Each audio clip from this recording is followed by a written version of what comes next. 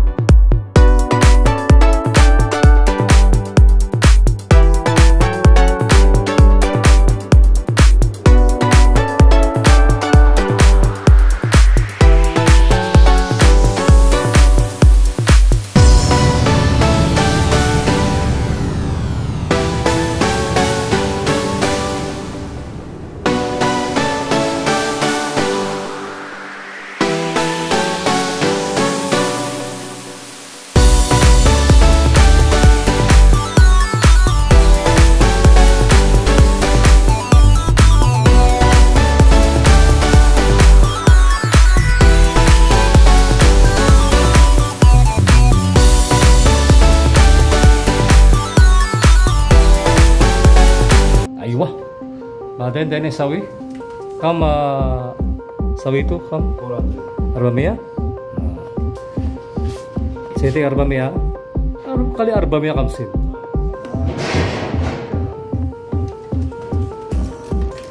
Kami mag-start nitong unit. Matagal nang hindi ito napaandar. Pero na-testing na ito, kaya lang ay kailangan isara natin ang valve muna ito para mas suction line valve, para masigurado natin na safety yung ating compressor sa oras na ito ay umandar, para hindi siya ma-shock sa paghigop ng freon. Ngayon, ibubukas ko ng konti ito para hindi siya mahirapan. Konti lang. Ayan naman si Mr. Abdurrahman. Sawi harakat. Esa Abdu, kois? Start kois, so? Sure, siya ka sana na sabi gapela. Kalas. Abdu, kalas siya kung talaga. Awal asira. Ayan sirat. لا موجود هنا مكتوب تابلوهات موجود. هذا ايش؟ هذا 2. لا هذا بريشر، هذا بريشر 2. ايوه مع بعض. ايوه هذا بريشر، هذا بريشر 2 باب قصص. هذا نمبر 1 and 2. ايوه مكتوب عصير فهد. Ito ay i-start nila yung power supply, i-on doon sa main breaker, and then ating pagmasdan itong pag-andar nitong unit na ito. Ito naka full charge siya, Bale, ayan. Kaya nilalagyan ito ng ganitong service valve ito, extra charging valve ito. Sa oras na pagpa-flushing nila, isasara lamang itong valve na ito at ito naman nila ibubuksan, ipe-pressure ng nitrogen upang linisin. Or dito nila pina-flushing ito or dinalagyan ng nitrogen para matesting ang unit, ang system kung mayroong leak. At tsaka nila binabacuum. So ito, para masigurado natin na naka-safety tayo pagpapaandar nito, tingnan natin ang service valve ng high side.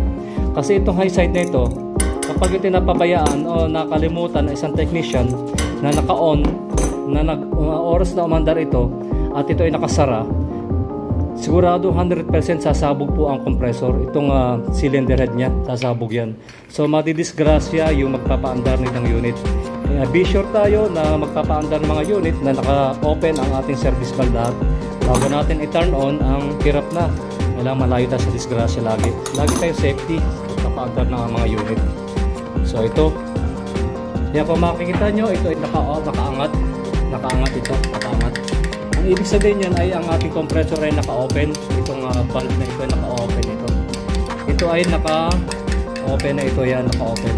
Sa oras na ito ilubog ko, na kagaya po nito, ayan, ito ay nakasara ang compressor, itong valve konti. Konti lang bukas nito. So ito, para makasigurado,